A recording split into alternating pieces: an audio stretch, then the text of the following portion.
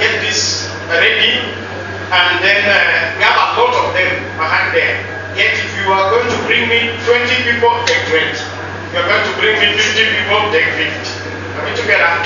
So that we make use of, you see the way they are looking glorious. That means a lot of money has gone inside. So let us not use them for rolling sausages and the other things. God will be angry with you. Praise the Lord. Hallelujah. I also encourage you to make sure that you leave us your contacts. There is a magazine that is supposed to come out in the course of next week, and we will have everybody who has been part of this rally on one. It has articles that have been done by all the ministers in the conference and other materials that you need for your life. And if you have your contacts, as soon as the magazine is ready, we'll call you and let you direct you where you can get it. If you're in the city center, if you're in Eastlands, we'll direct you where our offices are. You can come there and pick your copy for free by virtue of attending Back to the Bible. Any other person will be buying that magazine at 50 shillings. Are you ready for the first session? Are you sure you're ready? Hallelujah. Well, let's take off. Join me as we welcome Pastor Alan to take us through this session. In Jesus' name. That hand is not a big blood property. Amen. I think if I was your local chief, I would have accepted that. But now, because we are not clapping for me, we are clapping for the Lord. Let's give him a better hand clap. Hallelujah. Amen. You have my permission to greet your neighbor. That's just for me. You should now have gotten used to the fact that you're in church. In church, we greet people every other time. In church, we greet people every other time, so that we are true followers of the Christ.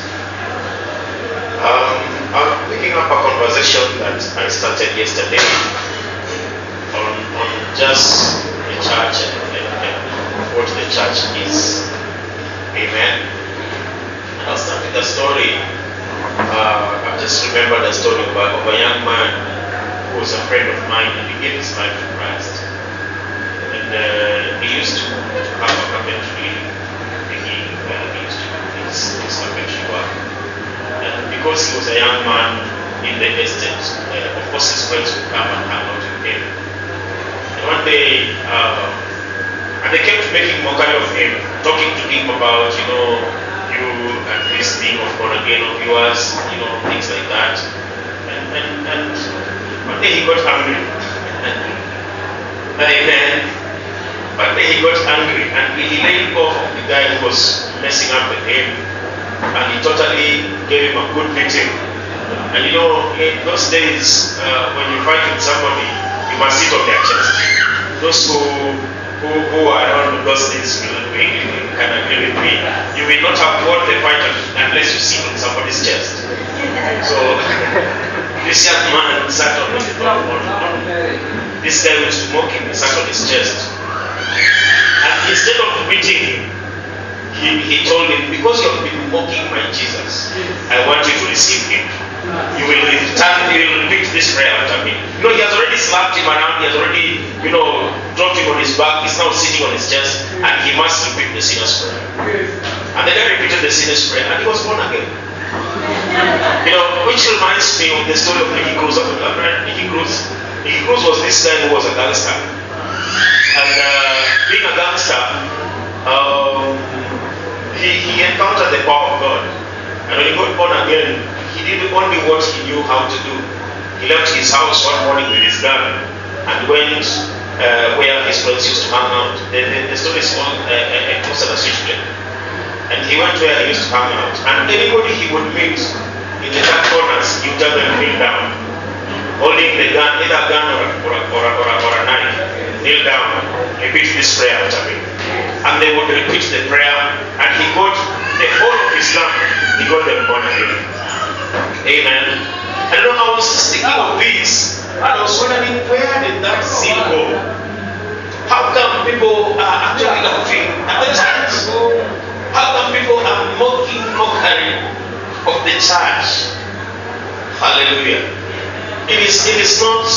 is not amusing, when people laugh and they want to serve. It's not amusing unless probably you think that God is if it's the God I know, it should make you angry that people are making a mockery of him. And that's where I'm going to pick up. Yesterday I started talking about the characteristics of the church. What is the kind of church that qualifies to be called the house of God? Because the house is the place of the presence of God. And we went through the encounter of our brother Jacob. There are some things that we were able to look at. We were able to see that Jacob was at that place where he went to sleep, and lying on that stone, he entered into a dream. He saw a vision, and in that vision he saw angels ascending and descending from the ladder that was there. And we were able to pick key principles that when applied, we realized that these are things that must be manifested in the church. And we saw that number one, the church must have a supernatural connection to heaven. We must see whoever looks at the church, whoever looks at a place where believers are gathered, we must see that connection to heaven. Otherwise, that is not the place we are going to abide. Amen. We saw in that place, Jacob was released into his prophetic destiny. So in the place where believers congregate, there must be a release into their prophetic destiny. We must be released into that which God has declared concerning us. We also saw that the church is a place of purpose. Just speaking from that scripture, I'm just doing an overview. If you missed the session, I would advise that you get the CD. The other thing we saw about the church is that if it is the house of God, Jacob, verse 16 of Genesis 23 says, then Jacob woke from his sleep and said, surely this is the Lord's place, and I did not know it. So if it is his house, he must be there. You can't have a house of God that God doesn't live in. Amen. That will be just any other house. The difference between believers and non-believers is very simple. The difference between believers and non-believers is the presence of God. Can I say that again? The difference between believers and non-believers is that believers are carriers of God. Believers walk in the presence of God, such that if that is not evidenced in any setting where people are gathered, then that's just a social gathering. Because people also gather in the park and God is not there. People also gather in the stadium and God is not there. People also gather in other places of worship, and what happens there is just voodoo or something else. So the presence of God must be evidenced if that is a gathering of God. Amen. Then we also saw that the place of God, Jacob says, he was afraid and said, how awesome is this place? How awesome is this place? This is none other than the house of God. So the house of God must be awesome. It must inspire, it must provoke reverence and worship. That's what happens in the house of God. Are you listening to me? Then we also saw the house of God is the gate of heaven. So today I'm going to pick it from there. I'm going to unpack that. I'm going to unpack the fact that the house of God is the gate of heaven. The house of God is the gate of heaven. We're going to look at that. We're going to look at what is it that makes the house of God to be the gate of heaven. Of course, yesterday I also shared the fact that the house of God is a pillar. The house of God is a pillar, but I'm not going to dwell on that as much as I'm going to deal with the fact that the house of God is the gateway to heaven. Is that okay? So I'll read a scripture that will give us the connection. I still pick the key points from the story of Jacob and his ladder, Jacob's ladder. I still pick the story from there, but today I just want to read a different verse so that I may impress you with the fact that I read my Bible. Amen. One of the things that will make you believe me is when I make you understand that I read the Bible. Because if I struggle with the readings of the Bible, then you will think I'm trying to profess. It's only doctors and lawyers who practice. Doctors practice medicine, lawyers practice law. But when I come to the church and the preacher says, I'm a practicing preacher, I will go to the next church. I don't want to entrust my eternity to somebody who is practicing. Amen. So I'm not a practicing preacher. I've been around for a few days, so I must impress you with how I have read scriptures. Is that okay? Hallelujah. Psalm 73. Let's jump to Psalm 73. Psalm 73. And let's do this. Truly, God is good to Israel. Oh, you must find it fast. Okay, let's go. Look for it. Okay, still counting. Are we there? Truly, God is good to Israel, to such as are pure in heart. Verse 2. But as for me, my feet had almost stumbled. My steps had nearly slipped. For I was envious of the boastful when I saw the prosperity of the wicked. For there are no pangs in their death, but their strength is found. They are not in trouble as other men, nor are they plagued like other men. Therefore, pride serves as their necklace. Violence covers them like a garment. Their eyes bulge with abundance. They have more than heart to wish. They scoff and speak wickedly concerning oppression. They speak loftily. They set their mouth against the heavens, and their tongue walks through the earth. Therefore the people return here, and waters of a full cup are drained by them. And they say, how does God know? And is there knowledge in the Most High? Behold, these are the ungodly, who are always at ease. They increase in riches. Surely I have cleansed my heart in vain, and I washed my hands in innocence. For all day long I have been plagued and chastened every morning.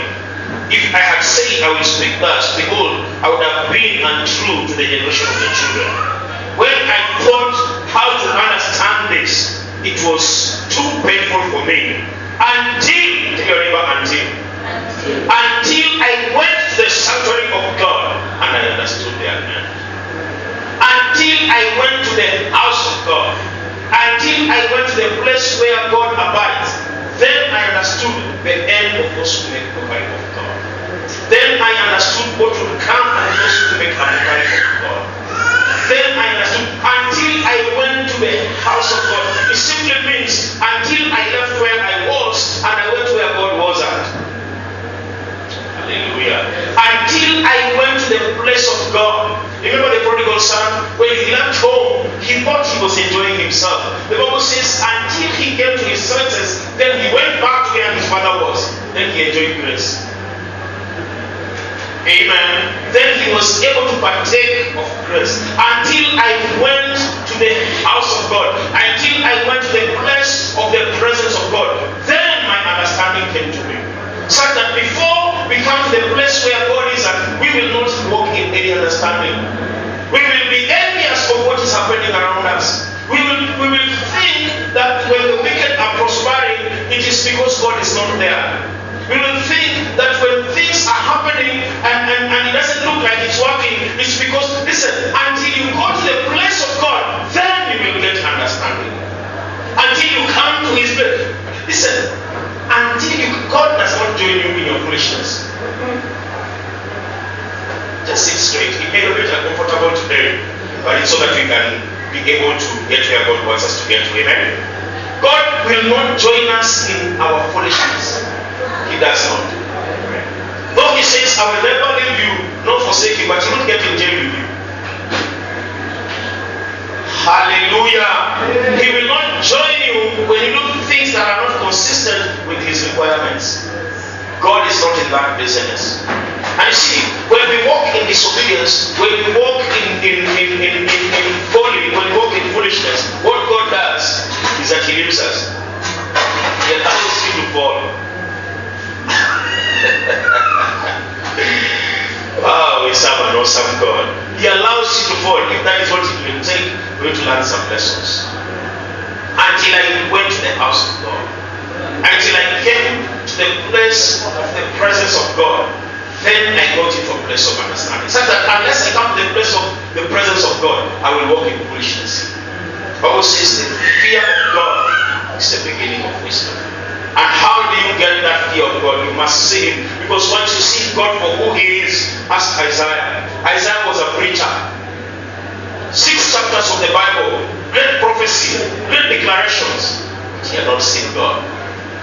And when God showed up, Bible says in the year King Uzziah died, I, Isaiah son of Amos, saw the Lord, high and lifted up, shining in the light of His glory. And I said to myself, woe be unto me, for I am a man of a clean lips. I'm just quoting it, paraphrasing it. Listen, when Isaiah saw God, when he saw God for who He is, the first thing that struck him was, wow, I didn't know this God that I was talking about. Because it says, woe be unto me. I was talking about somebody I don't know.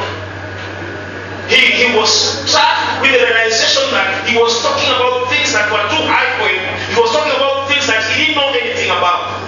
He was talking about a God he did not know anything about. And listen to what I'm saying here. Isaiah was talking about a God he had never known.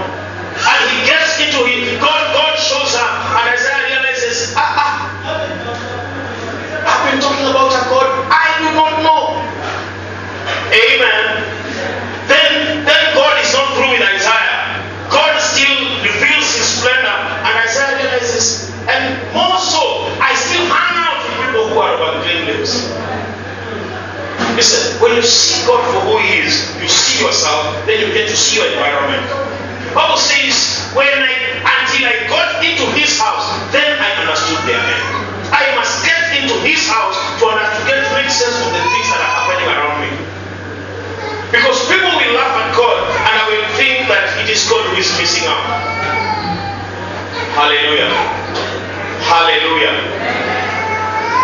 The world will make mockery of our God. But listen, the secret is God must find expression through us.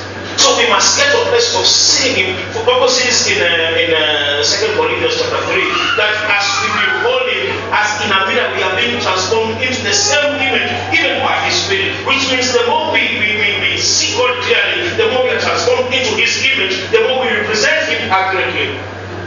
We cannot represent a God whom we do not know. We cannot. We shall not. We may not. Glory be to God. David says, I was envious of the wicked. I thought they were prospering. I thought their life was getting well. Until I went into the place of the presence of God. And I understood them. So they can laugh as they laugh. Let me show you a verse. Do you know God laughs? How many of you know God laughs? Psalm chapter 2. Psalm chapter 2. Why do the nations rage? And the people plot a vain thing. The kings of the earth set themselves, and the rulers take counsel together against the Lord and against His anointed, saying, let us break their bones in pieces and cast their gods from us. Listen to verse 4. Verse 4 says, he who sits in heaven shall laugh. The Lord shall hold them in derision. When God looks at the fools making a mockery of Him, He laughs. Because He knows their end. He knows how what making a mockery of God shall end up into. Glory be to God. God will laugh. He laughs at them. And you know, the word derision simply means, the word derision is from where we get the word delirious. I mean, it is laughing out of control. Hallelujah. God laughs out of control when He sees the foolishness of the wicked. He laughs. What's wrong with these people? They're trying to compete with the Lord of the universe. Listen to verse 5. It says, then He shall speak to them in His wrath, and distress them in His deep displeasure. Yet have set my King on my holy hill of Zion. Now listen, let me just go back to Jacob, because this is a dangerous track that I've started taking here. Yesterday I shared the 7 key things that the church must manifest if it is to be a church that represents God for who He is. It must be, those are key things. So that if those elements are not there, then we are just a social gathering. Tell your neighbor social gathering. Yes. Right now, if you go to City Stadium, Gor Mahia is playing. And there are people there with uniforms. And there are people with t-shirts that are of the same color. And they are singing the same song. And they are cheering for the same team. But they are not worshiping God. So gathering together is not equivalent to worshiping God. There are things that must show that we are gathering in the name of the Lord. There are things that must be evident. And my point, one of the points was, let's go back to Genesis 28. Like I said, I like tossing around scripture so that when you go home, what did I say happens? You say the Bible saying, you don't say the pastor said. Hallelujah. Hallelujah. Verse 16. Verse 16 of Genesis 28. My Bible says, then Jacob awoke from his sleep and said, surely the Lord is in this place, and I did not know it. And he was afraid and said, how awesome is this place? This is none other than the house of God. This is the gate of heaven. The Lord was in that place. That's number one.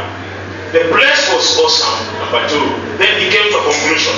This must be the gate of heaven. So that if God is not there, and there is no awesomeness that inspires worship, that is not his house. That is a gathering of witches. Sometimes witches gather together and they do rituals, but it's not necessary that they would be worshiping. Hallelujah. What then is a gate? Let's try to define the gate. Jesus talking about himself, he says, I am the way, the truth, and the life. He is the gateway into the kingdom of God. Tell your neighbor, the gateway into the kingdom of God. Now, one of the revelations that struck me and disturbed me about the gospel is that the church does not do what Jesus told them to do. Because in all the 3 years that Jesus was walking on the face of the earth, like I said, some of the things I said may be contrary to your doctrine, but I'm saying them to help you. Jesus walked upon the face of the earth for 3.5 years. And in the 3.5 years that Jesus was walking around, there was only one thing that he was doing. He was speaking the message of the kingdom. And when he left, when he was leaving, he told his disciples, the things that you have learned from me, go and do them also. And he told them, go and proclaim the gospel of the kingdom. And one of the statements that Jesus was famous for saying, he used to say, the things I don't do for myself, I do as I see my Father do. Another thing that Jesus always said, he used to say, I do not make testimony of myself, I don't testify of myself, but the Spirit testifies of me. Is that accurate? Is that true? Now, what does the present church do? The present church spends all its time talking about themselves, talking about the miracles, talking about this or the other, and not talking about the kingdom. And when they try, they talk about Christ, which is very true, very accurate. But this is where the mistake is. He didn't tell us to talk about it. Just straight. There is no record in the Bible where Jesus told us, go to the nation and talk about me. He said, go and to the nations about my kingdom. Because he is the entry point into the kingdom. So we want people to the entry point and not usher them into the kingdom.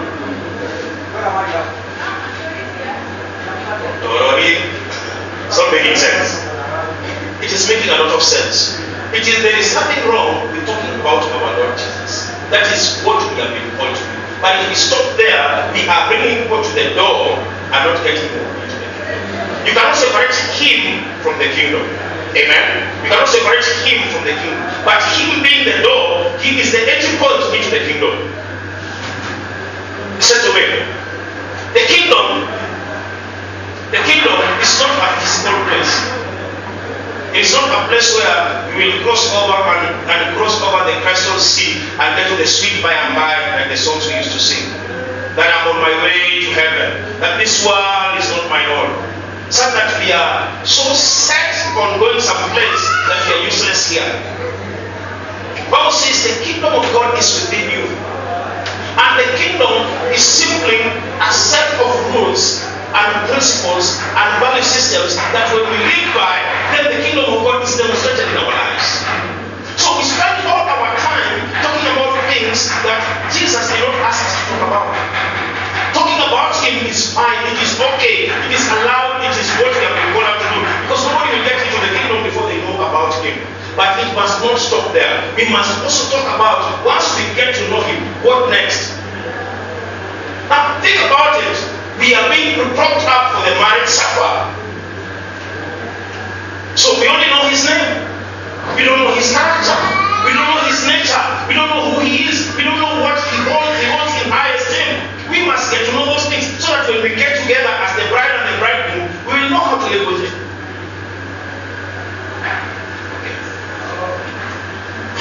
I don't know how I can allow you to see this. Because once you get this, it makes you, it shifts the way you relate even with him. What does this happen? It is one thing to know about that your boyfriend or that your husband. But listen, if you don't know his likes, if you don't know his dislikes, if you don't know the things that make him move, listen to me, you will have a very, very dysfunctional relationship. You must know what he likes. You must know what kind of food he likes. You must know how he likes his trousers iron. Because not everybody wants a line here. Not everybody went to the Kenya police. There are some who don't want a line on their trousers. You must know these details. So what is it that we know about our Lord and his kingdom? Ask any believer what they are. But Bible says we should not stop making the profession of our calling. Not 10% of the believers will tell you what their hope is. And you see, is this science or is just Bible? Bible says faith is a substance of things hoped for. Right? So faith brings substance to the things hoped for. Which means if you take away hope, there is nowhere for it to be. Hallelujah. You cannot build. It is faith that, it is your hope that activates your faith. What you hope for, then you believe for it. If you don't hope for anything, you don't need to believe for anything. So you can't be if you take away hope from the gospel, even our faith has no value. We have a hope of our relationship with him. We will be caught up with him and live with him. But do we know where we will live with him? Do we know how we will live with him? That is the kingdom that Jesus came to prepare us. And we don't talk about it. Hallelujah. The church is a gate. Listen, every city in the Old Testament days had a gate. Amen. A gate is a point of control. You control the quality and the quantity of whatever goes in and whatever goes out. So if the church is a gate there, the church controls what goes in and out of the kingdom. So if we are not correctly postured, we are the Pharisees who stand in the gate of heaven, not going in and not going out. Somebody's here. It is a place of access. Let me show you a story. Remember the gate called Beautiful in the book of Acts? These men were coming into the temple. They were coming into the place of the presence of God. They were coming into the place of worship. But they had resources that they were coming with. There was somebody who had been at that gate. He had been carried there by his friends, who I think he used to think they used to do him a favor, right? By carrying him and bringing him to the place where he would get some money to go back home with. I think in his thinking before he met Peter and John, they were doing him a favor. Until he met about being with the Lord. Then he realized his friends were killing him. Because they were carrying him and putting him outside a court gate, a gate called Beautiful, and it was not beautiful at that gate. Then they would go in and worship and come back and carry him home. Because that's the same temple that God had made a commitment to Solomon and said, if you make a prayer from this place, I will answer. And they were bringing him to the gate of that place, and Glory be to God. Sometimes we go to religious centers where we are taken to the gates and not into the place of an experience with God. This man had been to the gate for 40 years without an experience with God. He had always been to the church. Every day he was at the gate of the church without an experience with God. Amen. The gate is a place where you control the flow of things. So when we say when Jacob says this is the gate to heaven, he's saying at this place, whatever comes into the kingdom, whatever comes out of the kingdom will pass through this place. And I want to be at that place. I want to be at that place. I want to be at that place. I must be able to control what comes in and out of my life, out of my family, out of my business, because I'm a gatekeeper.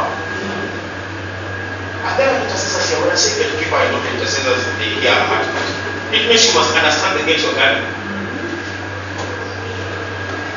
Because it's not just any gate, it's the gate to the kingdom of heaven. Number two, the gate is a place where resources are accumulated. In the old days, the student used to be around the gate. Amen.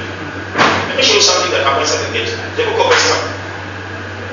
Just going to talk about the church as the gate, and then I will sit down and allow Bishop to take it from there. Esther, and I don't know if you want to be doing the service, ask people to open the book of Esther. If you want the service to end 3 hours late. Have you heard Esther? Not yet. You are there. Esther chapter 2. Let's take it at verse 21. Verse 21 says, In those days, while Mordecai sat within the king's gates, two of the king's eunuchs, Bigthan and Teresh, doorkeepers, became furious and sought to lay hands on Ahasuerus. So the matter became known to Mordecai, who told Queen Esther, and Esther informed the king in Mordecai's name. And when an inquiry was made into the matter, it was confirmed, and both were hung on a gallows, and it was written in the book of the Chronicles in the presence of the kings. By virtue of being at the gates, when Jesus is saying, the gates of hell shall not prevail against you, you must understand that. I don't know if I'm unloading too much, but a gate is a place of counsel. When the Bible is talking about the woman in Proverbs chapter 31, it says, this man shall be respected by the elders at the gate.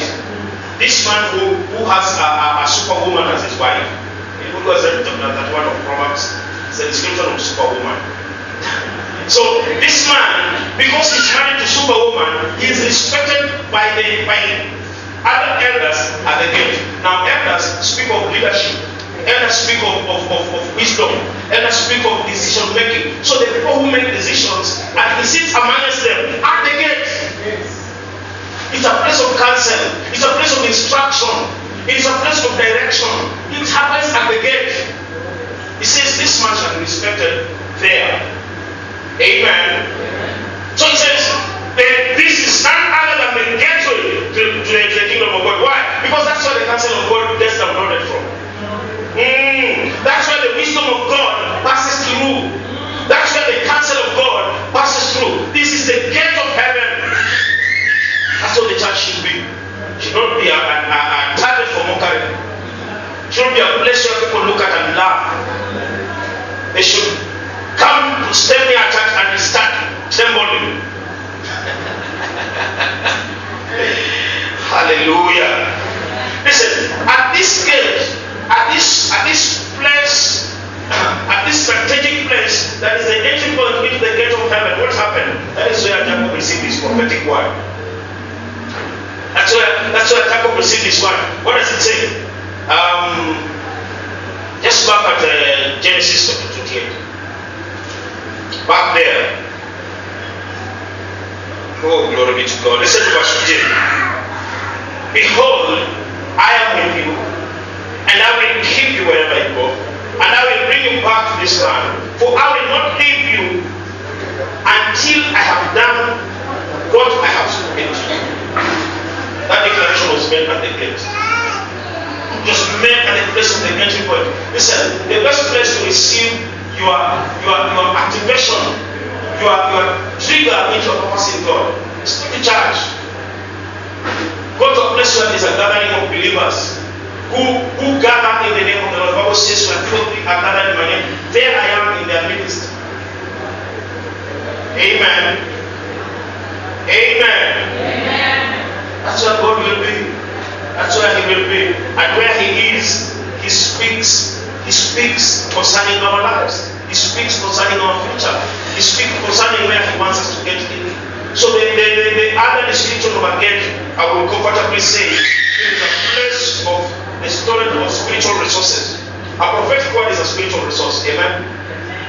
It is what provokes you. It is what takes you to the place of your place in God. Hallelujah. That's the place that was lying in. And he says, I was here and I didn't know it. It's a bad confession.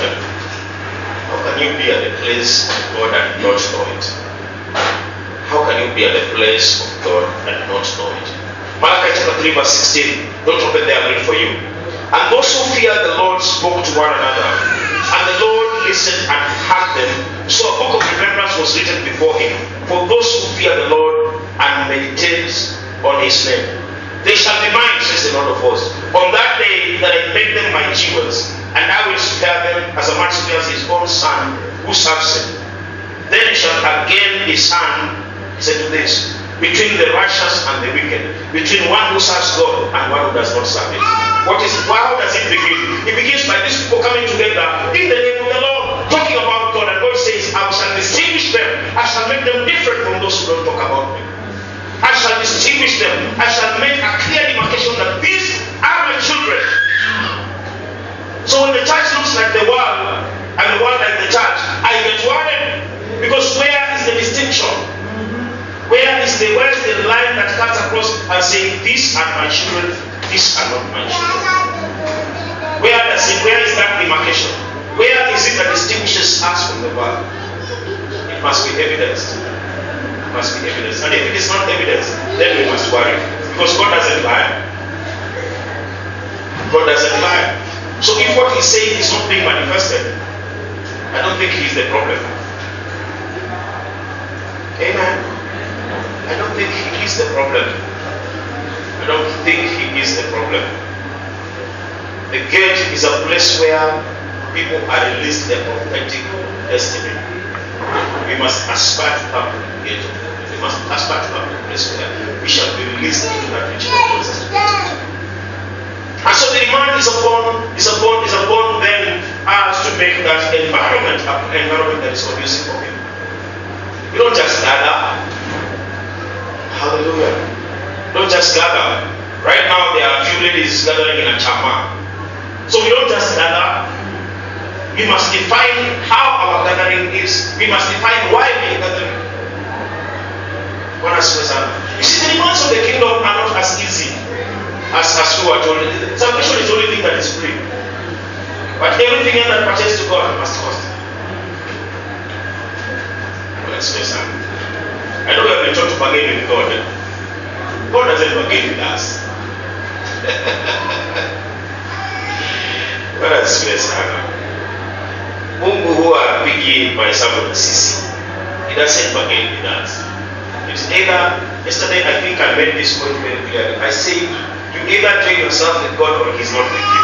He will not join you. And so sometimes we find ourselves in crisis and we wonder, how come I'm born again? And just go back to the crossroads like we've been saying here. Go back and you'll find your one. What does He tell us? He says, come, let us reason together. Is that the invitation? Come, let us reason. Because you have strong reasons. He actually says, bring your strong reason. Come, let us reason together. You know what the second part of that verse is saying? Anyone who has read Isaiah chapter 1 verse 18.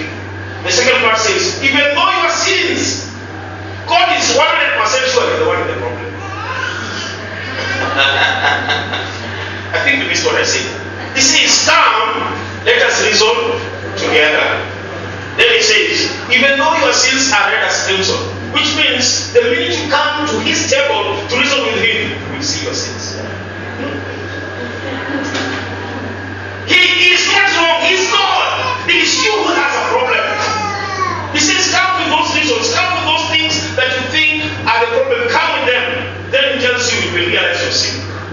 You realize where you've gone wrong. You realize where you missed the mark. He doesn't bargain with us. When he draws us to his table, it is so that he can reveal our sins us. It's God. He doesn't get it wrong. Doesn't get it wrong. Another definition of a gate. A gate is a place of judgment and decision. It is a governmental position. It's a place of regulating life. When you look at the book of Ruth, when there was this story of inheritance, Boaz had come and he was attracted to this lady. Where did he go to get direction on that lady? He went to the gate where the elders were sitting. You hear what I'm saying here? He went to the gate and the issue was regulated. The direction came from the gate where the elders used to sit. He had to go there. He had to go there. That's what the Bible says in Isaiah chapter 2 verse 2. We read that verse yesterday. Isaiah chapter 2 verse 2. It shall come to pass that in the last days. I think if you listen to me long enough, you realize that verse every day. Because for me, I think that's one of the prophetic words that must pass before the end of time.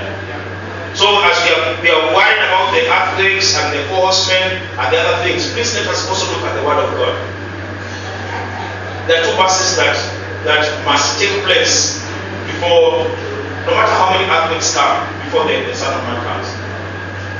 One of them, this prophetic word must be fulfilled.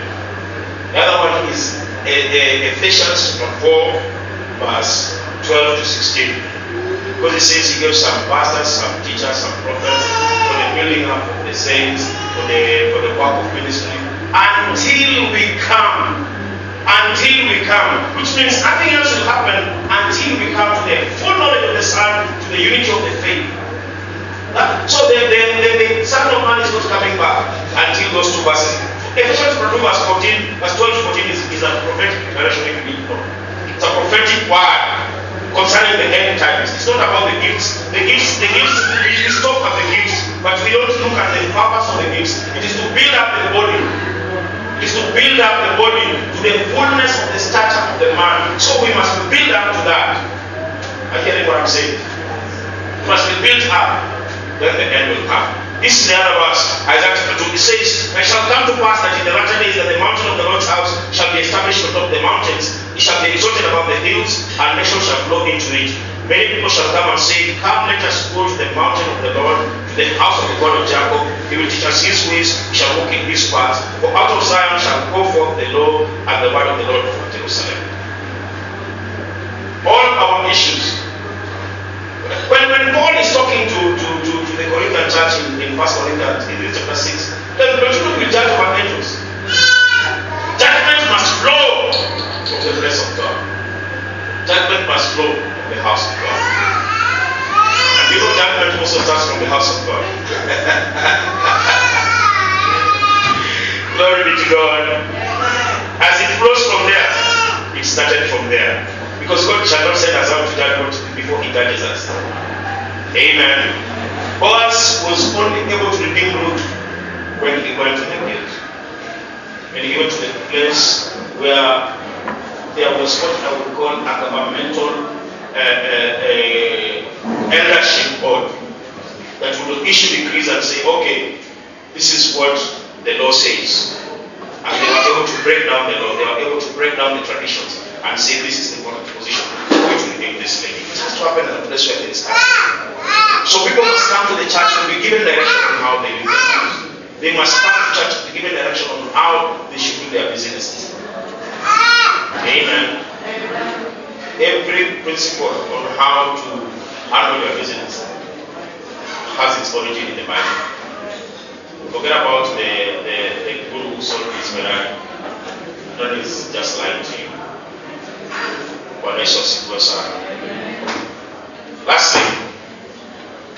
Lastly, let's go to the verse that I quoted, Proverbs chapter 31. It's the last principle that I bring out. Let us sit down. Proverbs chapter 31. I'm taking it from verse 23.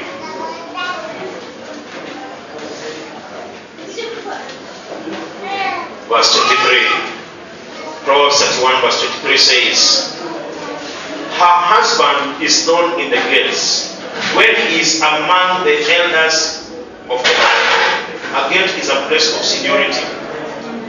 It's a place of seniority. You know, eldership is not just about marriage. Eldership talks about maturity. Eldership talks about the ability to make decisions. Eldership talks about the ability to give counsel, the ability to give direction. So he says, because this lady has positioned herself well, the husband qualifies to sit at the gate. Not everybody sits at the gate. Oh. Amen. Not everybody sits at the gate. Not everybody is allowed at the gate. But because this lady, she has postured well, her husband qualifies to stand at the gate, at a place of seniority, a place of counsel, a place of because we are the church, we are the house of God, then it means God has given us a place of governance over the nation. Glory be to God. God has given us the position of governance over the nation. Because we are, our congregation, our coming together is what stirs up His coming and dwelling in our midst. Am I talking language that you cannot understand? What else was I'm just trying to respond to the fact that let us not join the people when they are making more kind of the church. When they laugh at the church, please let's tell them don't laugh at the church of God. What else was her husband is known when he sits among the elders of the land. I'm afraid to take this track because if we are the bride of Christ, who is our husband? Talk back to me now. If we are the bride of Christ, who is our husband? It's the Christ who is our husband. So can we then take the position of the Proverbs 31 woman and say our husband will be known? Look down. Our husband will be known at the place where decisions are being made. So that in government offices, our husband will be acknowledged. Because we are his bride. We are his bride. Now listen to me. This is not just talking about this woman. This is talking about how a believer should be. It's talking about diligence. It's talking about discipline. It's talking about consistency. It's talking about integrity. Those are principles that believers should manifest. So when we think this is teaching women seminar, we miss it. There was no Proverbs 31 woman if there was no Proverbs 31 man. What is going on? There are values that this woman demonstrates that the body of Christ, as the bride of Christ, must demonstrate. So that at the place of authority, at the place where decisions are made, our husband must be acknowledged. We represent him. We represent him. He is respected because we are postured well. He is abused because we are postured badly. I'm talking to somebody here. Let's not just narrow ourselves to women's seminar. Let's look at it again. Who can find? I want to read this thing. I've gone down to verse 10 of Proverbs 30. Who can find a virtuous wife? For her work is far above proving. The heart of her husband safely trusts her, so he will have no lack of gain. Listen, does God want returns? Does God want returns of how we have invested our lives? You know, when you start looking at this chapter of the Bible from the context as we are the bride of Christ, this will blow you off. This will put a lot of demands of you as a believer and not just as a wife. Because he wants returns for how we live our lives. All the days of her life, she seeks wool and flax and weekly works and willingly works with her hands. That's the demand of God for believers. Shouldn't walk around saying praise the Lord. Should work so that he's glorified in the way we work. Sijakusudia kusema Bwana msifiwe. Lakini nakwambia atasifiwa zaidi wakati utakapofanya kazi. Sio wakati utakapozungumza kukuhusu. Bwana asifiwe sana. I want to say that again. He will be more glorified even without words. If you just package your life right. The first thing here, and you see, it says here, the heart of her husband simply trusts her, so he will have no lack of gain. She does him good and not evil all the days of her life. She seeks good and flat and works willingly with her hands. So if we are the bride of our husband, man Christ, our work will glorify him. Whatever you do it as unto the Lord. So the way we work with our hands will give him glory. It will give him glory. She's like the merchant ships. She brings her food from afar. She also rises when it is yet night. She provides food for her household and a portion for her maid servant. She considers a field and buys it. From her profits she plants vine. It's talking about our wisdom. It's talking about as the bride of Christ, we must demonstrate wisdom. We must demonstrate diligence. We must demonstrate the ability to seize opportunities. We are the bride of Christ. He start by saying he will be honored in the gates at the place of authority, at the place where decisions are made. But this is what brings up to that. How we posture ourselves as his bride. How we behave as his bride. It ends up there. Amen. She guards herself with strength and strengthens her arms. She perceives that her merchandise is good and her lamp does not go out by night. We must be able to seize opportunities. We must be able to see value in the things that God has put in us. And add value to it so that God is glorified. She stretches out her hand to the distaff and her hands holds the spindle. She extends her hand to the poor. Yes, she reaches out her arms to the needy. She's not afraid of snow of her household. For all her household is clothed in scarlet. She makes tapestry for herself. Her clothing is fine linen and purple. Is that not talking about this one? Let me not go there. Her husband is known at the gates when he sits among the elders of the land. Listen, we are the ones who introduced our husband, who is Christ, because we are his bride, by the way we live out our lives. Hallelujah. Hallelujah. So when we say that the church is a gate, listen to me. It's not just the physical gate. It's a spiritual gate. It means this is the most important function of a gate. The gate interacts with the household and with the outside. Amen. So if it is the entry point into the kingdom of God, it means we interact with the kingdom and also interact with the outside world. And if you've been around, you will realize the value of any well-meaning person will be seen by the kind of gate they put up before their houses. Amen. Somebody who is broke will just put a wire like this. But somebody with some change in their pocket, they will get a good gate.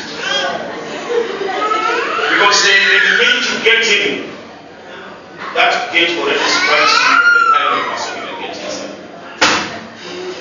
Amen. Amen. Amen. Her husband is known in the gates when he sits among the elders of the land. Elders are people who make decisions. So in this land, in this nation, is our husband man known among the elders of this nation? Or we just use Christ to endorse tribal politics? Honest person. Because there's no fear of him. There's no fear of him. There's no fear of him. Because if we knew him for who he was, listen, we won't joke with our Lord the baby. But let me tell you something and sit down. Let me tell you something and sit down.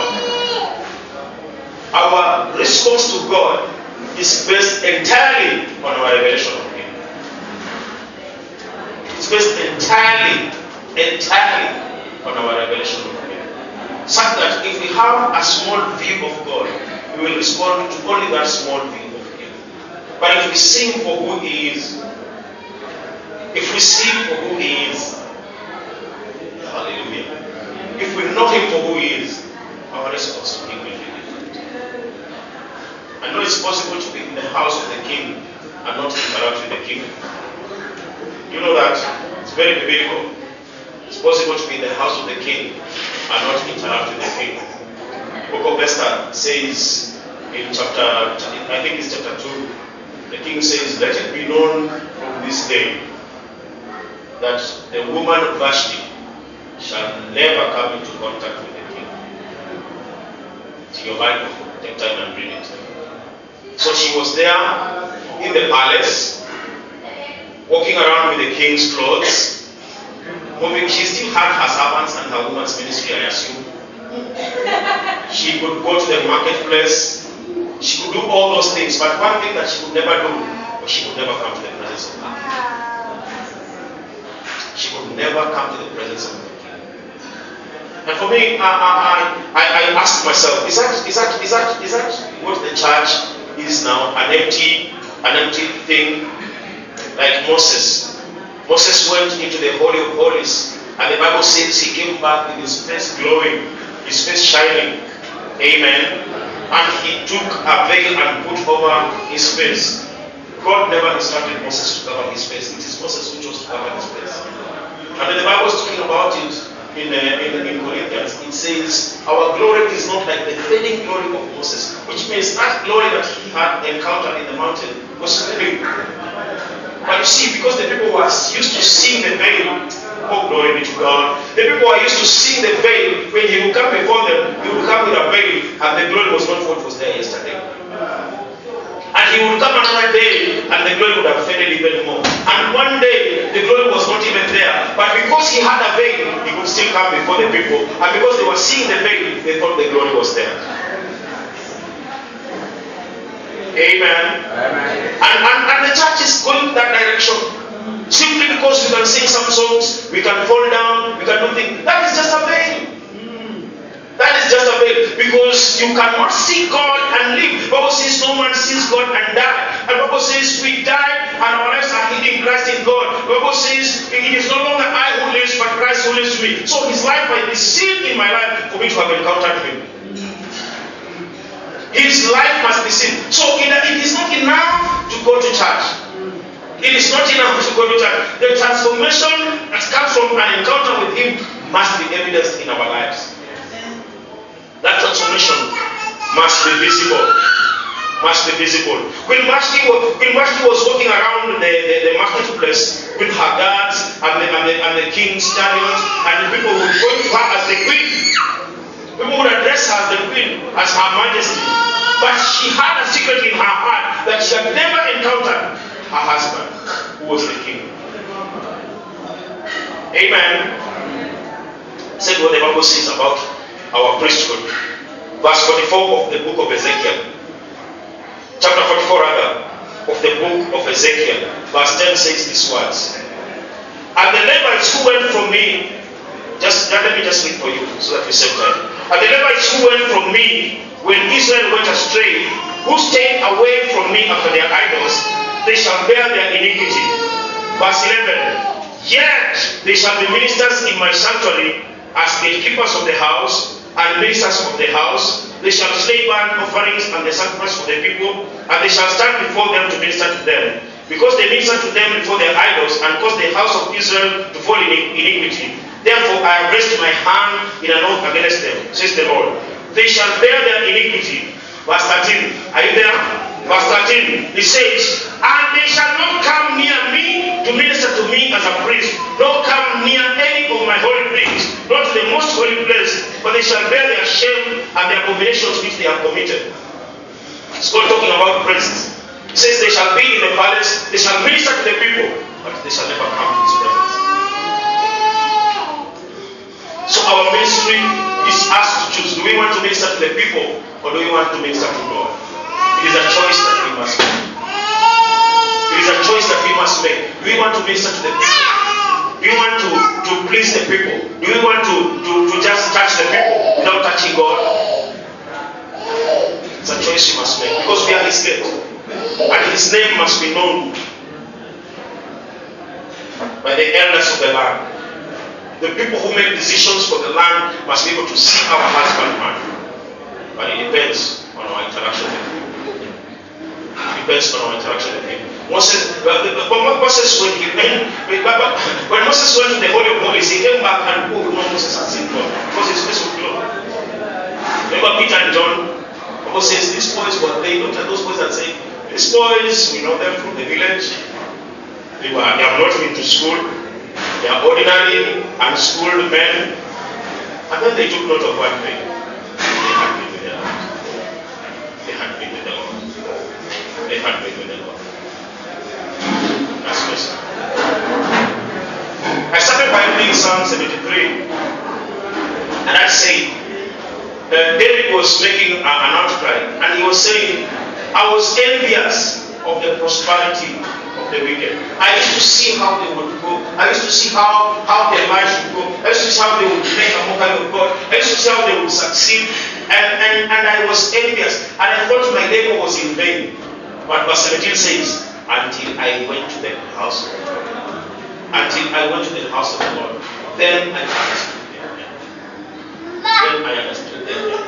Until I go to the house of God, until I align myself with Him, until I go and see His point of view, because the house of God is Bible says His thoughts are not our thoughts, as far as the heavens are far from the earth, which means until I embrace those thoughts, until I embrace that perspective that is not earthly, then I will understand what is happening.